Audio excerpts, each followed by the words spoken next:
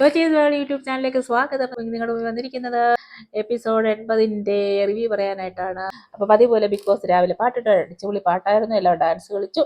അതിനുശേഷം പിന്നെ അങ്ങോട്ട് വഴക്കാരംഭിച്ചാണ്. എപ്പിസോഡിന്റെ അവസാനം വരെ വഴക്കാർ. അതുകൊണ്ട് ഈ എപ്പിസോഡ് എനിക്ക് അത്ര ഒരു എൻജോയ്മെന്റ് ആയിട്ട് ഫീൽ ചെയ്തില്ല.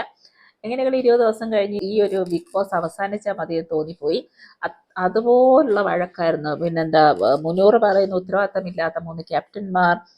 പിന്നെ അവരുടെ വഴക്കെന്ന് പറയാൻ ആർക്കും സമയത്തിന് ഫുഡ് കിട്ടിയില്ല. അപ്പൊ ഇന്നലെ അവർക്ക് ഫുഡ് കിട്ടിയില്ല എന്ന് പറയുന്നു. നൂറയ്ക്ക് ഗ്യാസ് കയറി എന്ന് പറയുന്നു. നമ്മൾ കണ്ടത് അനീഷ് തലേദിവസം ചോറെടുത്ത് ഒരു പച്ചമുളക് കണ്ട് വെച്ച് കഴിക്കുന്നത് കണ്ടു. പിന്നെ പണി കൊടുക്കാൻ അറിയാം, പക്ഷെ പണി ചെയ്യാൻ അറിയില്ല. അതിലെ പറയുന്നു. അതിലേക്ക് അങ്ങ് ഇപ്പം ഭയങ്കര ഹൈപ്പറാണ്. എല്ലാവരും അവരവരുടെ രീതിയിൽ ഭയങ്കര ഹൈപ്പറായി നിൽക്കുകയാണ്. അതിനിടയ്ക്കൂടെ കിച്ചണിലെ പാലും എടുത്തിട്ട് അത് നെവിനകത്ത് ബ്രെഡ് മുക്കി അത് കുഴച്ച് പഞ്ചസാരയൊക്കെ ഇട്ടിട്ട് അവർ 3 പേരുടെ ക്യാപ്റ്റന്മാർ 3 പേരുടെ കഴിക്കുന്നു. ഇല്ല, രാവിലെ ഫുഡ് കിട്ടിയില്ല എന്നൊക്കെ പറഞ്ഞാൽ 8:55 ആയതേ ഉള്ളൂ, 9 മണി ആയതേ ഉള്ളൂ. നേരത്തെ ലക്ഷ്മിയൊക്കെ ആയിരുന്ന ടൈമിൽ ഫുഡ് ഒത്തിരി താമസിച്ചിട്ടുണ്ട്. അപ്പം നെവിൻ ഒരു പ്രഖ്യാപനം നടത്തുകയാണ്, ഞാൻ ഇന്ന് ഈ ഒറ്റക്കറി മാത്രമേ വെക്കത്തുള്ളൂ. ആ പുള്ളിയല്ലേ ക്യാപ്റ്റൻ. അപ്പം അവിടെ അത് പറഞ്ഞു ഭയങ്കര വഴക്ക്. അതിനിടയ്ക്ക് നെവിന് അക്ബറിനോട് പറയാണ്, ആ പിശാചികളോട് പറ ചായ റെഡിയാക്കിയിട്ടുണ്ട്. അപ്പൊ പിശാചികൾ എന്ന് പുള്ളിക്കാരെ ഉദ്ദേശിച്ചത് ആദിലെ നൂറയാണ്. നെവിനും ഷാനവാസും കൂടെ വഴക്ക്. അക്ബർ പറയുന്നുണ്ട്, കയ്യും കാലും പിടിക്കണ്ട, ജസ്റ്റ് ഒന്ന് പറഞ്ഞാൽ മതി ഫുഡിന് വേണ്ടി അനു അക്ബറിനോട്. അപ്പൊ പറയുന്ന, മോൻ വീട്ടിൽ നിന്ന് അധ്വാനിച്ച് കൊണ്ടുവന്നതാണോ? ചുരുക്കം പറഞ്ഞ, അയ്യോ, ഒരു സ്റ്റാൻഡേർഡ് ഇല്ലാത്ത വർത്താനങ്ങൾ, സ്റ്റാൻഡേർഡ് ഇല്ലാത്ത വഴക്കുകൾ ഈ ഒരു എപ്പിസോഡിൽ നമ്മൾ കാണുന്നത്. ഒരു ഹെൽത്തി ആയിട്ടുള്ള ഒരു വഴക്കൊന്നുമല്ല. എത്രയോ കാര്യങ്ങൾ അവിടെ സംസാരിക്കാൻ, ഡിസ്കഷനൊക്കെ വെക്കാം, പക്ഷെ അതൊന്നുമില്ല. എല്ലാവർക്കും ഈ കുഞ്ഞു കുഞ്ഞു കാര്യം, ഫുഡിന്, പിന്നെ അങ്ങോട്ട് പോയി ഇങ്ങോട്ട് പോയി, വീട്ടുകാരെ വിളിച്ചു, അപ്പനെ വിളിച്ചു, അമ്മയെ വിളിച്ചു, അമ്മൂമ്മ വിളിച്ചു, അപ്പൂപ്പനെ വിളിച്ചെന്നൊക്കെ പറഞ്ഞാണ് വഴക്ക്. ഭക്ഷണം കൊടുക്കാതിരിക്കുന്നത് ധാർഷ്ട്യമാണെന്നാണ് ഷാനവാസ് പറയുന്നത്. അപ്പൊ ആ സമയത്ത് നെവിൻ പറയാണ്, അപ്പൊ ഈ കുറെ വഴക്കുണ്ടാവുന്നുണ്ട്. അപ്പോൾ അക്ബർ അവിടെ മാറിയിരിക്കുന്നുണ്ട്. അപ്പൊ നെവിൻ ചോദിക്കുകയാണ്, അക്ബർ അതിന്റെ വായിൽ പന കുത്തിക്കയറ്റി വെച്ചിരിക്കുകയാണോ? പന പഴമെന്ന് കേട്ടിട്ടുണ്ട്, പക്ഷെ പനയെ കുത്തിക്കയറ്റി വെച്ചിരിക്കുന്നത് ഞാൻ ആദ്യമായിട്ട് കേൾക്കുക. കുറെ പദപ്രയോഗങ്ങൾ ഈ ബിഗ് ബോസ് നമ്മൾ കേട്ടിട്ടുണ്ട്. ഇവർക്കൊക്കെ ദേഷ്യം വരുമ്പോഴൊക്കെ എന്തൊക്കെയോ വിളിച്ചു പറയും. അവരെ എല്ലാം മറന്നു പോകുമല്ലോ. ഇത് ലൈവാണെന്നും ബിഗ് ബോസ് വീടാണെന്നും ഒക്കെ അങ്ങ് മറന്നു പോവുക. പിന്നെ ആ സമയത്താണ് അനുവായിട്ട് അക്ബർ ഭയങ്കര വഴക്ക്. ദോശ നീ ഉണ്ടാക്കിയതൊന്നും തിന്നുന്നില്ല. അപ്പം അക്ബർ പറഞ്ഞാൽ, രാവിലെ ഉണ്ടാക്കിയ ദോശയല്ലേ നീ തിന്നത്, അപ്പൊ പിന്നെ വീട്ടിൽ പോയി വിളിക്കുക, നിന്റെ വീട്ടിൽ പോയി വിളിക്കുക, പോടാ പോടി എന്നൊക്കെ. അയ്യോ, അനുമോൾ എപ്പോഴും ഈ വീട്ടിൽ പോയി വിളിക്കുന്നുള്ള പറച്ചിലുണ്ട്. അനുമോളൊക്കെ എപ്പോഴും ഈ ഫാമിലി റിലേറ്റഡ് കാര്യങ്ങളാണ്. പിന്നെ നെവിനും അനുവും വഴക്ക്. അനു നെവിനെ ഇടിച്ചെന്ന് പറയുന്നു, നിന്റെ കാല് നക്കി നടക്കുവല്ല എന്ന് നെവിൻ ഷാനവാസിനോട്. നെവിന് ഷാനവാസിനെ കുലപുരുഷ എന്ന് വിളിക്കുന്നു. അപ്പോഴാണ് അവിടെ ടാസ്ക് കൊടുത്തത്, ടിക്കറ്റ് ടു ഫിനാലയിലെ ടാസ്ക്. അതും ഒരു വലിയൊരു എൻജോയ്മെന്റ് ഉള്ള ഒരു ടാസ്ക് ആണെന്ന് എനിക്ക് തോന്നിയില്ല. അതിങ്ങനെ കുറെ താക്കോല് കൂട്ടിയിട്ടിരിക്കും. ആ താക്കോൽ എടുത്തിട്ട് ഒരു മേളിലൊരു ഇത് വെച്ചിട്ടുണ്ട്, അത് തുറക്കുമ്പോഴത്തേന് അതിനകത്ത് കുറെ മാവാണ്, കുറെ മാവ്, എന്തോ ഒരു മാവ്.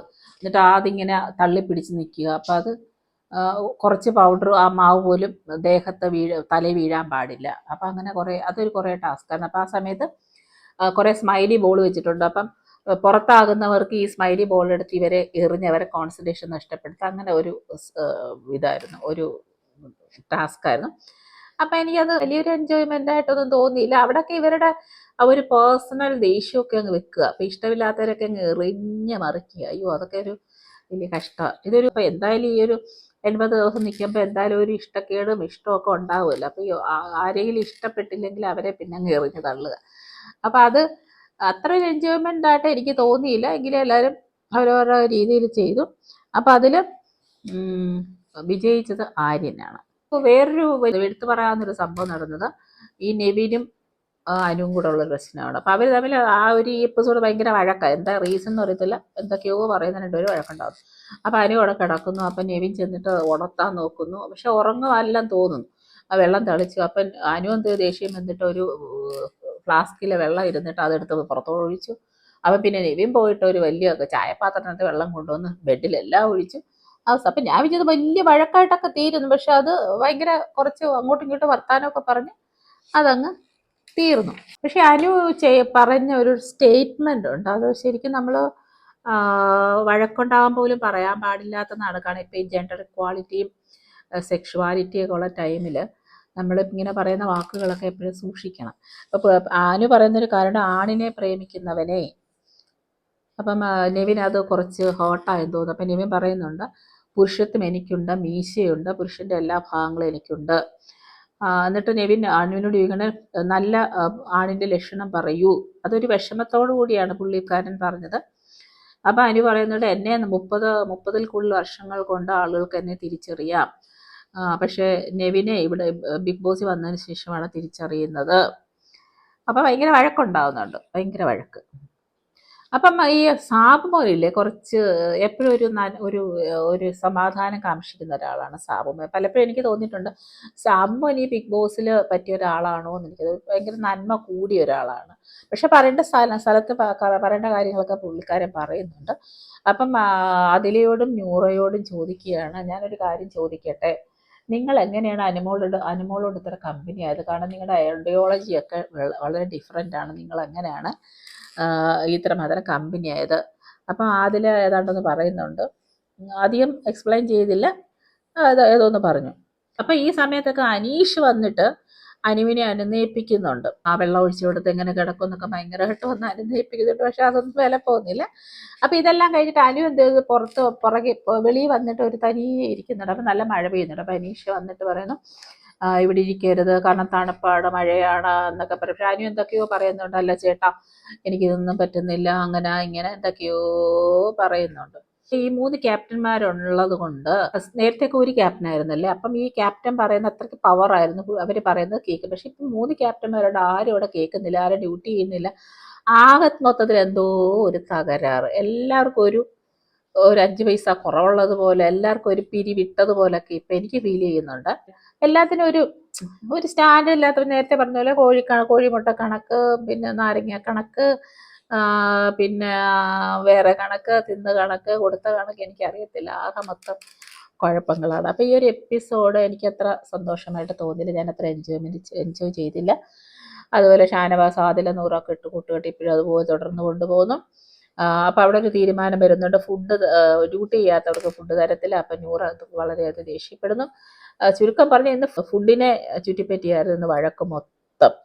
അതുപോലെ വിശന്നപ്പോൾ നൂറ് പോയി ഫ്രൂട്ട്സ് കഴിക്കുന്നു. പിന്നെ അതിൽ രസകരമായ ഒരു സംഭവം എന്ന് പറഞ്ഞാൽ, അനുവിൻ്റെ ബെഡിൽ വെള്ളം ഒഴിച്ചില്ല. അപ്പോൾ ഇഷ്ടംപോലെ ബെഡുണ്ട് കേട്ടോ ചുറ്റുമ്പോൾ. കാരണം കുറേ പേര് പോയില്ലേ, ഇപ്പം 7 പേരെ കണ്ടല്ലേ ഉള്ളൂ, കുറേ പേര് പോയി. അപ്പം ബെഡെല്ലാം ചുമ്മാ അടക്കുക. പക്ഷെ അനു കടന്നുറങ്ങിയത് കിടന്നറിയാമോ, സോഫയുടെ പുറകിൽ. അപ്പം ആര്യ പറയുന്നോട്ട് ഇത് ഭയങ്കര ബിഗ് ഡ്രാമയാണ്. കാരണം പുള്ളിക്കാരിയുടെ പിന്നെ ഫാൻസും അതല്ല പുള്ളിക്കാരി ഇഷ്ടപ്പെടുന്നവരൊക്കെ വെളിയിൽ ഇത് ഭയങ്കര പ്രശ്നമായിരിക്കും. കാരണം വെള്ളം ഒഴിച്ചത് കൊണ്ട് പുള്ളിക്കാരി കിടന്നിറങ്ങാൻ സ്ഥലമില്ലാത്തത് കൊണ്ട് ആ ഒരു ഇടുങ്ങിയ സ്ഥലത്ത് കിടന്നുറങ്ങും. പക്ഷെ എനിക്ക് തോന്നിയത്, ഏതൊരു വഴക്കാണേലും പ്രശ്നമാണേലും അതിൽ അനുവിൻ്റെ ഒരു സ്പേസ് പുള്ളിക്കാരി ഉണ്ടാക്കും. അപ്പം അതൊരു ഗെയിമറിൻ്റെ കഴിവ് തന്നെയാണ്. അപ്പോൾ പൊതുവേ ഈ എപ്പിസോഡ് എനിക്ക് ഇഷ്ടപ്പെട്ടില്ല. നിങ്ങൾക്ക് ഇഷ്ടപ്പെട്ടോ എന്ന് എനിക്കറിയില്ല. അപ്പം ഈ ചാനൽ ഇഷ്ടപ്പെട്ടെങ്കിൽ കമൻറ്റ് ചെയ്യുക, സബ്സ്ക്രൈബ് ചെയ്യുക, ലൈക്ക് ചെയ്യുക. നമുക്ക് വിന്നറെ കാത്തിരിക്കാം. അതല്ലേ നമുക്ക് ചെയ്യാൻ പറ്റൂ. ഓക്കേ.